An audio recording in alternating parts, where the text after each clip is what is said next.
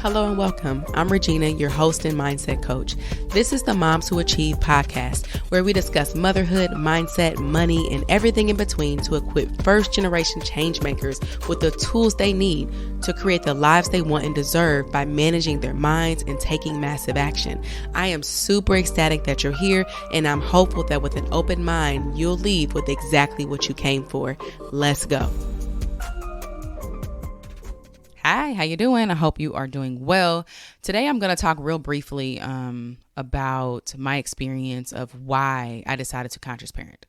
I actually did an interview with my conscious parenting coach, a Healing Hour conversation, on Sunday, so a few days ago, with my conscious parenting coach, Tanisha, and we had a wonderful conversation. It sparked a lot of thoughts that I hadn't thought about in a while, because when you start something and you just get into the groove and movement of it, you kind of forget about the steps, right? Like the foundation of where it came from. And I think it's really powerful when we talk about like changing how we show up in this world, whether it be as a woman, a mother, in business, auntie, whatever, like any title you have, that it's important to kind of reflect on like your reason why. And for me, I will be honest that conscious parenting, and I think I've said that before, has been the hardest thing that I have done, because not only is it just showing up differently as a mother to my children, it's me having to really come to terms with myself. Because when we think about where we struggle at in our parenting, at least for me, I'll speak for myself, where I struggle is very much about me. It's a me problem. And so, for instance, one thing that I used to struggle with that I don't do anymore is hitting my children. And a lot of that came from my own inner work that I needed to do. And so I didn't just stop hitting my kids and, I'm going to stop hitting my child, and that was it. Excuse me. There wasn't that easy. I made the decision, and I toyed with the decision for a while. Like for a few years, I didn't feel good about it. I felt it was like, why am I doing this? But then I was also parenting out of fear. Oh, you're doing this because you have to, because if you don't, then they'll turn out this and that way, and you love them and you want to make sure they don't, right? But the moment that I decided, that doesn't fit with me. It doesn't feel good in my body to do this to my child. And then I have the resources, I'm listening to other people like Stacey Patton, and I'm in these conscious parenting groups, and I'm learning, right? I have all of these resources. I made that decision, but that is not where it stops. I didn't just make that decision and then never hit them again. And it was just easy. Like that in between stage of like realizing something, and this can go for anything that you have learned that, I want to show up differently in that space. The thought comes, changing of the belief system, and then it's really switching up that deep-seated like paradigm, like your beliefs, like your literal belief system. When I say that, it's like, think about beliefs you have. I know a strong topic is religion, right? For some people, you cannot tell them that their religion, the way they worship God and the way that they do spirituality is not right, right? And then this other person can believe something totally different, and they have the same feeling. So like that is what I'm talking about. That core of me not causing physical pain to my child anymore was not something that easily changed. I had to do a lot of inner work and go within. So that's like a whole podcast on its own. Today, I just want to kind of paint the picture of where I was and why I decided to change. And this is what I need to do. But in my mindset back then, and it was that way for at least his first 10 years of his life, was that I am responsible for making sure this young man, this boy, this child turns into a decent human being. I was of the mindset that there was something that I needed to do in order to make sure he does that. And so very early on, he started getting hit. He probably was like, 2 or 3, you get a little popped on the leg, things like that. But I knew nothing about the development of children, the development of their brains, that they're supposed to fall out, that they operate out of their emotional side of their brain up until like 4 or 5. Like, if we just learn that a child does not have any logical part of their mind until they're 4, 5-ish. And that's when they start to do that. So when you're like, oh my God, they threw a fit and they're going nuts over this spilled cup. If you know that, it makes it easier to understand. And I think that's where the one of the biggest issues is that we lack understanding. We don't understand like where our children are in their developmental stage.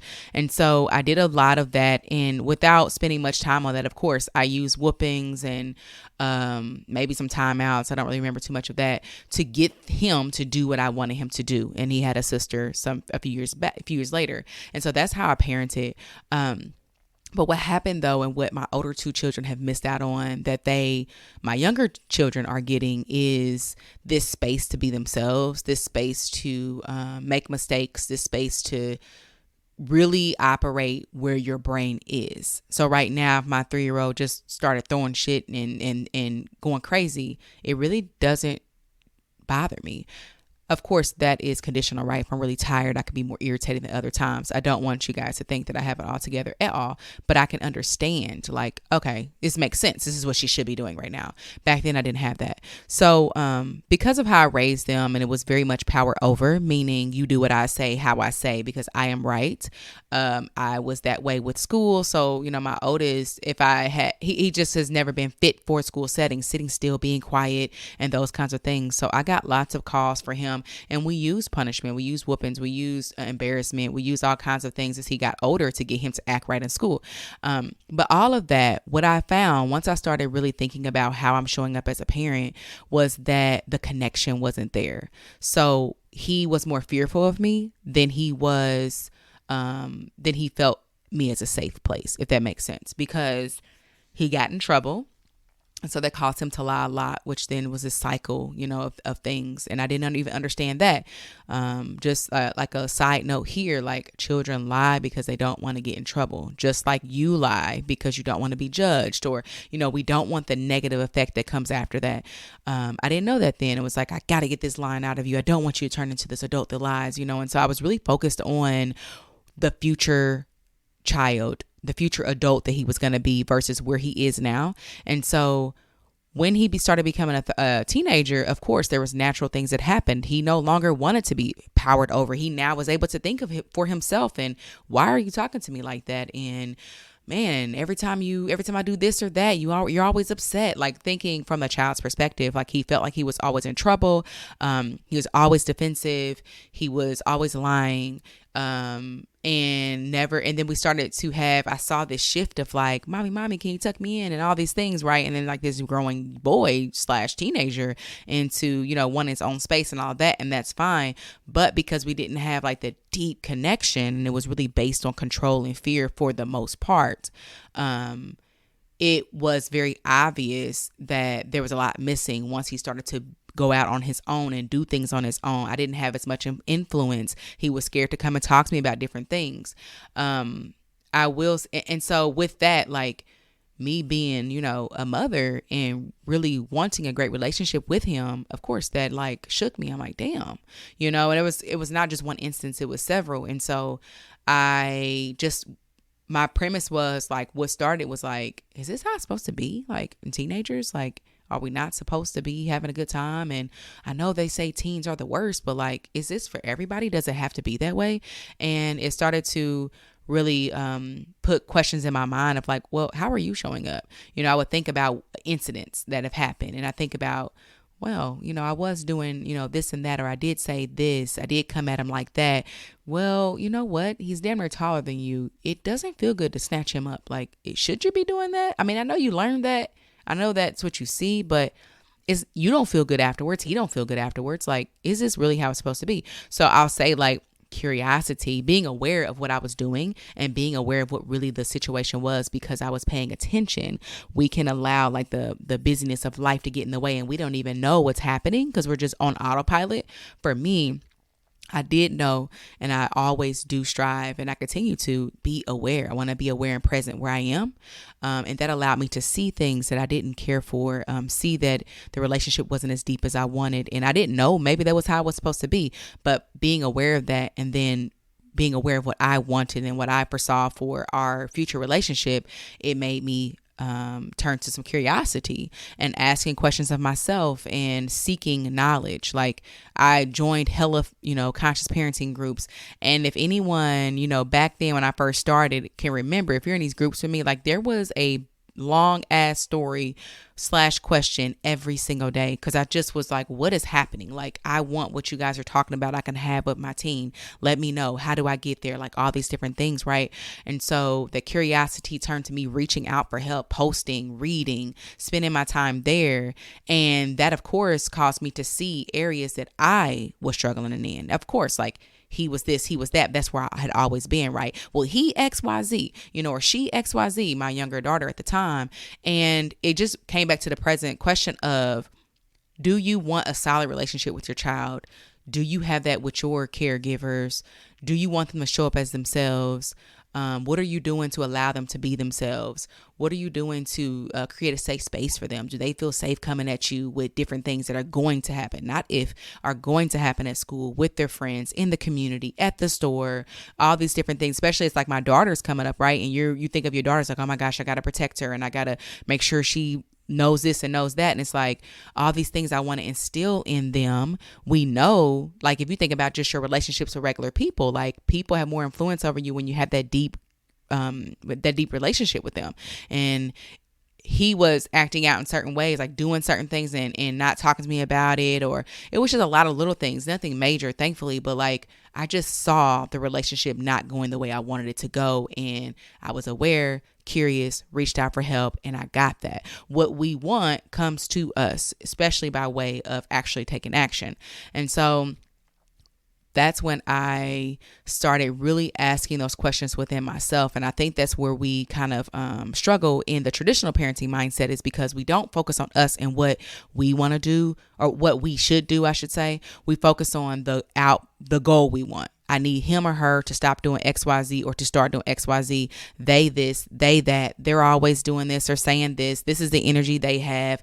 All these things is always about them. And we never, if ever, really look within. At least that was my experience. And the moment I started to look at myself, the moment it all made sense. Of course he's lying to me. What do I do when he gets in trouble, when he makes a mistake, when he does something he's not supposed to do, right? Of course he doesn't want to come and talk to me about something, because when he's talking to me about something, I go right into fixing mode, or go right into, I told you, this is why I said XYZ. Of course he doesn't maybe want to be in my space all the time, because I am, or it may seem, especially from a child, just always upset, or, I baseline am aggressive. I've gotten better over time, but didn't know for a long time, like, my baseline communication style was aggressive, was forthcoming, was loud. And so that put him in fight or flight mode so much, especially since it started since he was younger and he got hit. So basically, those are the things that really started this for me. And I just want to say, like, clearly also, when I use terms, I have to correct myself. When I use terms like should, what we should be doing, for example, there really is no should. It's kind of like, what are you doing and do you like your reasons, honestly? Like, I have my opinion of how we should be and how we should parent, and you have yours and they have theirs. But it's really about, how do you want to show up? How do you want to portray love? How do you want them to see themselves? How do you want them to see you, to see relationships? How do you want them to see, we have to think about later on when they're adults and teens, teens to adults and things like that, because we're not raising children, we're raising adults. And so how do you want them, what kind of lens do you want them to have? And of course, they become of age and they decide how they want to show up. They decide what they want to believe in. They can change their mind, all those things. But we as caregivers, when they're young, we create their belief system for them. So I have to take should back, because my should may not be yours. And it's really not about, oh, you should be doing this, and like shaming ourselves into like showing up a certain way. It's like, let's be intentional about what we create. And the other thing I was thinking about too, and I have to catch myself when I say, like, I baseline have an aggressive communication style. Like, I could choose to also change that, and that's what I'm working on. It's very, very hard, and in certain aspects I don't want to change it, and that's, again, like, that's my choice and I like my reasons. But when I see, like, when I'm communicating with my children, especially my oldest, and seeing how that affects him, of course, like, I want to change that and I want to show up differently. So, like, this is what caused me to do the work, y'all. Like, I really took the time to be intentional about what I want to create, and then kind of connected the dots around, well, this is what I saw, this is what I learned, this is what I currently believe to be true, but this is what I want. Like, this is the outcome that I want. This is the kind of relationship that I want to have with them. This is the safe space I want to create with them while they're here and when they leave. These are the characteristics that I want to model for them, because oftentimes we really get stuck in the power over, and like, you need to be a certain way, but we're not that way. And children, they say so much of life is caught, not taught. So you can talk about all the things they should do, and they can get punished and get in trouble, and, oh, you should be this and you should be polite, and when you're angry you should speak this way, and all of that. But like, how are you showing up when you're angry, when you're, having these emotional feelings come up and negative emotions, and how are you showing up? How are you responding to them when they piss you off? Like, those kinds of things are what they see. How are you talking to people out and about, at the drive-through, restaurants, your waiter, your waitress, in the doctor's office, gas station, like wherever? How are you interacting with people? That is what they're picking up. So I just took the time, just came from like not liking where we were or where we were headed, and started to like learn, like, damn, I can really create what I want. And it's very empowering when you think of it that way. I created an episode prior, I think it's called Victimhood, and it's about that. Like, once we realize that we create our reality, and that so much of our experiences in our own hands, is really freeing. Because if what I experience and how my children show up is just by default, and I can't do anything about it because it's for some other reason outside of myself, then how can I change things? How can I make them better? So I wanted to just share that in this episode of like how I even got started on this path. And I want to just lastly say to you that it does not matter where you are. It doesn't matter if you hit your child, if you have parented in a lot of different ways. It doesn't, hold on, my little one's here. What's up? Okay, back to, we have a really bad storm going on right now, and it's horrible. It's like causing all the lights and everything to come out. And here I am recording this podcast. But it doesn't matter where you are. Like, and it doesn't matter what you saw. It doesn't matter even what you believe. If you want to change something, you can. And as long as you're breathing and your child is breathing, even if they're adults, like, there's always space for you to show up differently. Now, you can't control how your children react to that. You can't control what they forgive, what they don't, how they see you, like, none of that. But you can control how you begin to show up now. And I think this is really important, especially as like the past generations like listen to conscious parenting and listen to us talk about our experiences and how we want to show up for our children. Because I find that if you've not forgiven yourself, and if you've not like come to terms with where you were at, then you get in defense mode instead of, that's interesting. I can kind of see how, that manifested that way for them, and how I treated them or how I showed up. More so, like, for me, I don't blame myself about like what I did in the past. Like, how could I do better? That was my belief system. I literally believe that. I believe that to be true. And so in that instance, I was actually in my mind neglecting my child when I didn't do certain things. And this is for me, and I'll always say this because it's my experience, that when people talk about like what you should, that's why I had to correct myself. And if you loved your child, you wouldn't do this and all these different things. We have to understand that like truth is just in the eye of the beholder. Like, what you believe is true is literally your reality. So for me, hitting children was a necessity to keep them safe, to create these citizens and do all these things. And now, by intentional thoughts and intentionally creating what I want, I see it differently. And I'm not afraid to talk about that. I'm not afraid to talk about my experience and how I showed up and what I did. I did some awful things. I really did. And I talked to my older kids about it. And we have open conversations about that. And I give them their space to share what they need to. And they may never forgive me. They may feel a certain way. Like, they also have that right to do that. But what I'm going to do is, now that I know better, do better. Like, I could never go back and hit them. Like, that's not my belief system anymore. Like, now if I did it, it would not be of the same reason, and it would not be from the same lens, right? So I just want to encourage anybody listening, like, the worst thing you can do is shame yourself or guilt yourself. Like, just where are you? Where did it come from? Make it make sense, right? And then decide, what do you want to do? And if you don't want to change anything, that's fine. Just like your reasons. Do you like your reasons why you show up how you do? Because I think that when we go deeper into this, a lot of us are emotionally unstable. A lot of us do not know how to handle negative emotions, and we take that out on our children, our spouses, and anyone that gets in our way. Because at the heart of it all, we've not learned how to process emotions, and so we lash out. We do all the things that someone with an underdeveloped brain does, although we have a developed brain, but that's how we choose to show up. So that's a whole another conversation to have and talk about, but I'll just leave you with, just settle in where you are, be honest, be open, and also be forgiving of yourself and graceful, right? Like, we're just doing the best we can. Nobody has any fucking manual about any of this, but ask yourself, like, how am I showing up as a parent or caregiver or a teacher, daycare worker, wherever you are that you are handling other people's children or your children? How are you showing up, and do you like that? And do you like your reasons for doing that? And if you don't, why are you not taking the time to change that? You all be well, and I'll see you next time. That wraps up this week. I hope you found value. Please share with a mom friend, subscribe, and leave a review. This helps this podcast to get into the minds of those who need it most. I would love to hear what you think about the episode. Find me on Instagram and Facebook at Moms Who Achieve. Looking forward to chatting with you next week. Take care.